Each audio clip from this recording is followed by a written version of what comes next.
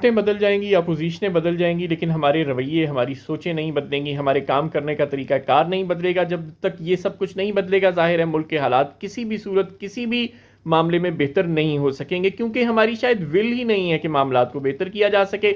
हम हर साल सुनते हैं चीनी गंदम पाकिस्तान में वाफर है जी, लिहाजा हुकूमत ने बरामद करने की इजाज़त दे दी। जब वो बरामद हो जाती है तो फिर पता चलता है ओहो आटा कम हो गया, मुल्क में शॉर्टेज हो गई, ओहो चीनी की शॉर्टेज हो गई, लिहाजा अब क्या होगा जी, अब चीनी की कीमत भी बढ़ जाएगी।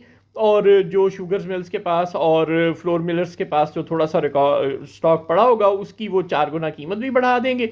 और उसके बाद हुकूमत दरामद करेगी, दरामद करने पर डॉलर बहुत सारे खर्च होंगे, और फिर वो आटे का बहरान भी होगा, लोग तकलीफ उठाएंगे, लाइनों में लगेंगे। फिर हुकूमत उसे यूटिलिटी स्टोरों पर और इतवार बाज़ारों, रमज़ान बाज़ारों में सस्ते दामों रखेगी, यूँ फिर कौमी ख़जाने को टीका लगेगा। और उसके बाद फिर एक्सपोर्टर्स और इंपोर्टर्स को रीबेट अलग दिए जाएंगे, और ये ड्रामेबाजी पाकिस्तान में चलती जाएगी।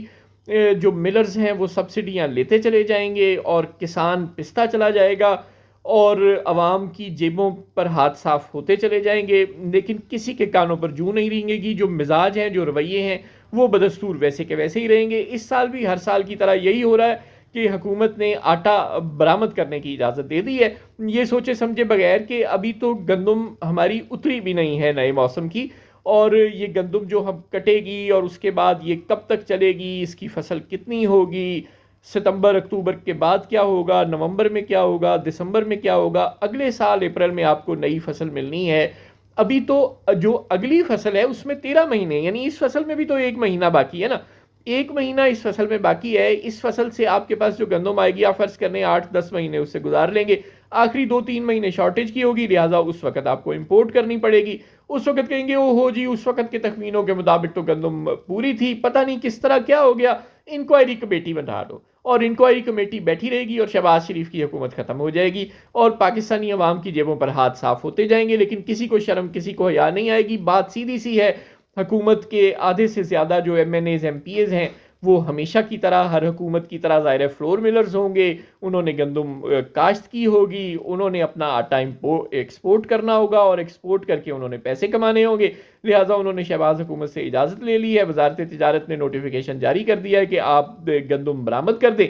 जब वो गंदम बरामद कर देंगे धड़ाधड़, तो कहेंगे ओहो ये खैबर पख्तूनख्वा के जरिए अफगानिस्तान स्मगल हो गई, और इसकी तो सारी जिम्मेदारी अली अमीन गंडापुर के सर है और PTI के सर है। तो ये जो कुछ हुआ है PTI के सर की वजह से हुआ है, और PTI खैबर पख्तूनख्वा की हुकूमत चलाती है, यानी सूबाई हुकूमत, और उसके पास इंपोर्ट करने का परमिट देने की इजाज़त नहीं है।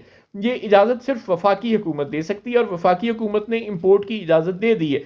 अब इस इजाज़त के मातहत होगा क्या कि खैबर पख्तूनख्वा से इजाज़त मिल गई आपको, फ़र्ज़ करें 50 आपने 1000 टन गंदम के बैग शो करेंगे किसी एक ट्रक में, किसी एक कॉन्वॉय में, और आप 1 लाख टन गंदम इंपोर्ट कर दें, एक्सपोर्ट कर देंगे, यही होगा। वो अफगानिस्तान धड़ाधड़ गंदम आधी स्मगल और आधी इंपोर्ट हो जाएगी, और फिर वो स्मगल का शोर मच जाएगा, और जो इंपोर्ट की इजाज़त दी थी, जिसकी आड़ में स्मगलिंग हुई, उस इजाज़त को सब भूल जाएंगे। तो ये ड्रामा इमरान खान की हुकूमत में भी होता था, ये ड्रामा परवेज़ मुशर्रफ की हुकूमत में भी होता था, ये ड्रामा आसिफ जरदारी की हुकूमत में भी होता था, और अब ये ड्रामा शहबाज शरीफ की हुकूमत में भी हमेशा होता है, और अब दोबारा शुरू हो गया है। तो आप लोग तैयारी कर लें, गंदम की एक्सपोर्ट की इजाज़त दे दी है शहबाज हुकूमत ने। 4-6 महीने बाद मुल्क में गंदम की शॉर्टेज एक्सपेक्ट करें, और फिर गंदम की और आटे की कीमत में इजाफा एक्सपेक्ट करें। शहबाज शरीफ की तजर्बाकार एडमिनिस्ट्रेटिव सलाहियतों को सलाम।